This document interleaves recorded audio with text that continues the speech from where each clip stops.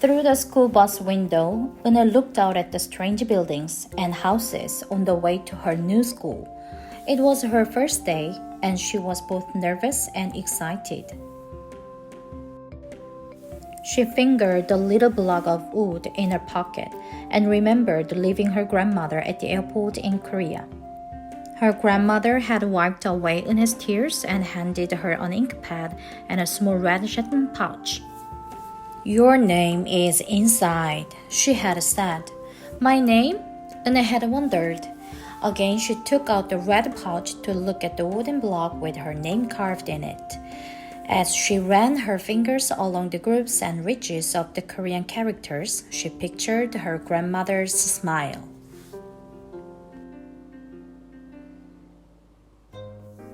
"Is that thing for show and tell?" a boy asked Eunhae, surprising her. Eunhae looked up as more kids leaned over. "No, it's mine," Eunhae answered, quickly putting the pouch back in her pocket. "Are you new here? What's your name?" a girl asked. "Eunhae," said Eunhae. "Name?" the girl asked, scrunching up her face. Name, some kids chanted. No, Eunhae corrected. It's spelled Unhei. It's pronounced Eunhae. "Oh, it's Yuhei," the boy said. "Like you, hey. What about hey, you?" Just then, the bus pulled up to the school and the doors opened. Eunhae hurried to get off. "Hey, bye-bye," the kids yelled as she left. Eunhae felt herself blush. Eunhae stood in the doorway of her new and noisy classroom. She was relieved that the kids on the bus had gone to other rooms, but her face still felt red. "Aren't you going in?"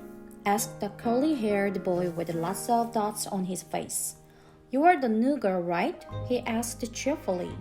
Eunhae nodded, and before she could walk away, the boy took her hand and pulled her through the door. "Here's the new girl," he announced so loudly that the teacher, Mr. Cockatoos, almost dropped his glasses. Mr. Cockatoos thanked him and greeted Eunhae. "Please welcome our newest student," he said to the class. "She and her family just arrived from Korea last week." Eunhae smiled broadly and tried not to show her nervousness.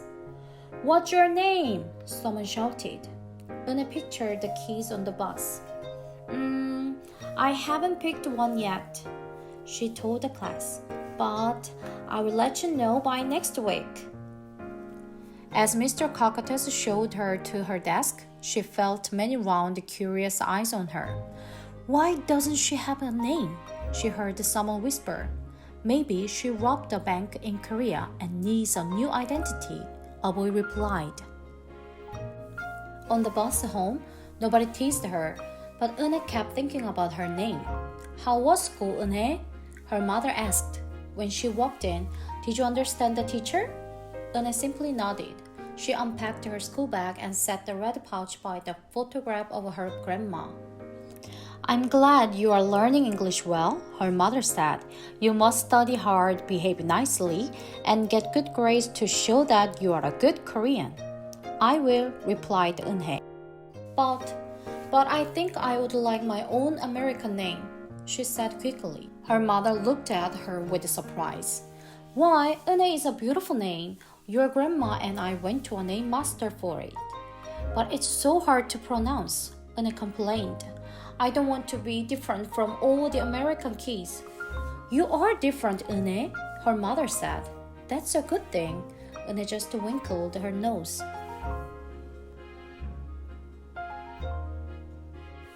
Later that day, Eunhae and her mother went grocery shopping in their new neighborhood. They passed Fadil's Falafel, Tony's Pizza, and Dot's Deli. A big graffiti-painted garbage truck rolled like a lion as they took off down the street. Nothing sounded or looked familiar until they got to Kim's Market. The sign was in both English and Korean. Her mother picked up cabbage to make kimchi, Korean-style spice-pickled cabbage, and other vegetables and meat. She also found some seaweed, Eunhae's favorite, for soup.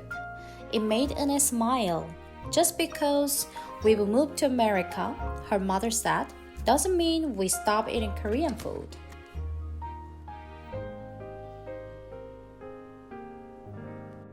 At the checkout counter, a friendly man smiled at Eunhae. Helping your mother with the shopping? He asked. Eunhae nodded. I'm Mr. Kim, he said. And what is your name? Eunhae, she answered. Ah, what a beautiful name, he said. Doesn't it mean grace? Eunhae nodded again. My mother and my grandmother went to a name master for it, she told him. A graceful name for a graceful girl, Mr. Kim said as he put their groceries into bags. Welcome to the neighborhood, Eunhae. That evening, Eunhae stood in front of the bathroom mirror. Hi, my name is Amanda, she said cheerfully. Then she wrinkled her nose. Hi, my name is Laura. Maybe not. Her smile turned down. Nothing sounded right, nothing felt right. I don't think American kids will like me, she worried as she began to brush her teeth. Hi, my name is Susie, she said to the mirror with her mouth full of the toothpaste. The next morning, when Eunhae arrived at school, she found a glass jar on her desk with some pieces of paper in it. Eunhae took one out and read it aloud. Daisy. That's my baby sister's nickname, but she said you can use it if you want, said Cindy, who sat next to her. Eunhae took out the rest of the paper. Tamala, she read. I got it from a storybook, said Nate. She was smart and brave. Eunhae nodded and unfolded another piece. Wednesday? Yeah, you came here on Wednesday, said Ralph. Thank you for your help. A smile spread over Eunhae's face. Ralph quickly said, We'll put more names in. You can pick whatever you like, or pick them all, and you will have the longest name in history. At 3 o'clock, the bell rang for the end of the school day. Eunhae looked out the window and saw it was sprinkling. It's the same rain, she thought, but in a different place. She watched other kids living in groups. Hey, a familiar voice called out to her. Eunhae turned around to see the curly-haired boy again. I'm Joy, he said. And you? Don't you have any name? Eunhae thought for a moment. Well, I can show you, she said, and took out the small red pouch. She pressed the wooden block on the ink pad and then stamped it on a piece of paper. This is my name stamp, she said. My grandma gave it to me. In Korea, I can use it as a signature when I open a bank account or write a letter. And whenever I miss my grandma, I use it to fill a piece of paper. Want to try it? She offered the stamp to Joy, and he carefully inked the stamp and pressed it hard on the paper. The red characters gleamed against the whiteness. Wow, that's beautiful, Joy said. Can I keep the paper? Sure, Eunhae said. And then the two of them shared her umbrella as they walked to the school bus. Every day, the jar got fuller with more names, and Eunhae read them all. She found a few names she liked. Miranda, Stella, Avery. They sounded interesting. I hope you choose the name I put in, Marco told her at snack time. I've put in 3 more, said Rob. Madison, Park, and Lex. They are my favorite street names. Maybe you should close your eyes and draw a name, Lucy suggested. Ralph frowned. That's silly. What if she doesn't like the name she draws? Well, we didn't get to choose our names when we were born, did we? Lucy argued. Everyone thought about this. When Eunhae got home from school that day, her little brother ran to give her a letter. It was from her grandma.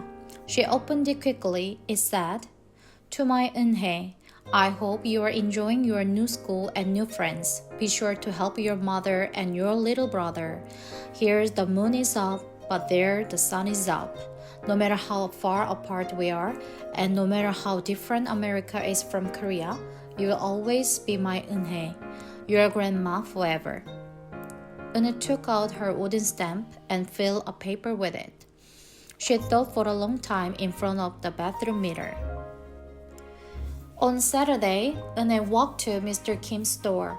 Mr. Kim was helping a customer, but he looked up and greeted her. "Hi, Eunhae." "Hello, Mr. Kim."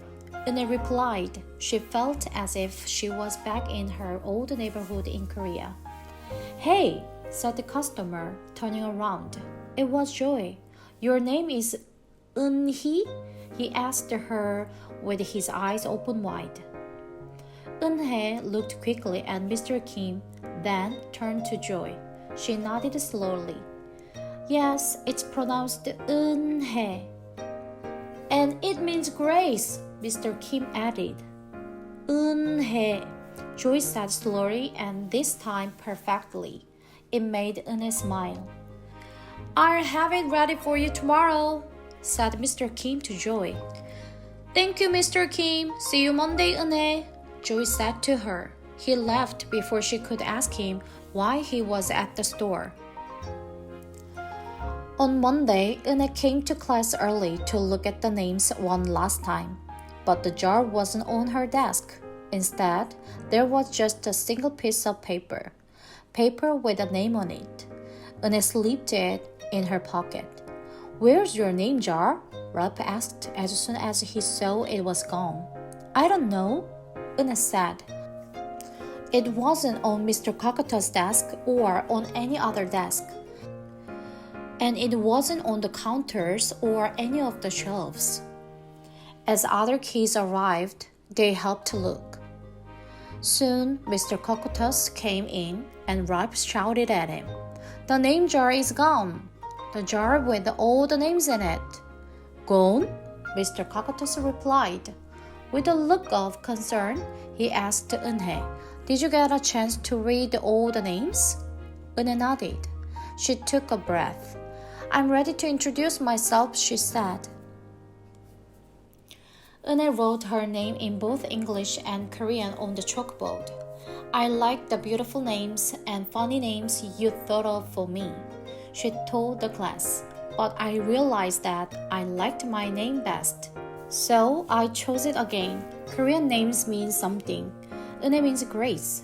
"Grace? Grace Eunhae," shouted Ralph. Everyone tried to say it. "Eunhae, Eun-ii, Eunhae." Eunhae said her name again slowly and clearly. Soon, the kids began to say it better. Even Mr. Kokotos. They applauded Eunhae's choice. "I was named after a flower," Rose whispered to Eunhae. "Lots of American names have meanings too," Mr. Kokotos reminded everyone. When the class was dismissed, Eunhae heard her new friends say goodbye. "Bye, Eunhae. See you tomorrow." "Goodbye, Eunhae." Eunhae said goodbye and then looked around for Joy, but he was already gone. "Eunhae, Eunhae, come downstairs," Mother called up to Eunhae. "Your friend is here." Eunhae rushed down to see who she meant. There stood Joy, and in his arms was the name jar. "Where did you find it?" asked Eunhae breathlessly. Joy looked embarrassed. Well, I took it. But only because I wanted you to keep your own name. And you did." He reached in and pulled out the names. "Do you want to keep them?" he asked. "Thank you, I will keep them as a souvenir," Eunhae said happily. Then she pulled out the piece of paper from her pocket. "Do you want this back?" Joy grinned. "You can keep it. I returned the name jar to the class. Maybe you could put some Korean nicknames in it for us, names with good meanings." "I could do that," agreed Eunhae. "I've already got a Korean nickname," Joy said. "Mr. Kim helped me choose it." Carefully, he pulled a small silver felt pouch from his pocket. Then he took out a dark wooden stamp with beautiful Korean characters carved sharply into it. He pressed it on the ink pad and then on the piece of paper next to her name. "친구," read Eunhae. That means friend. And 친구 smiled back.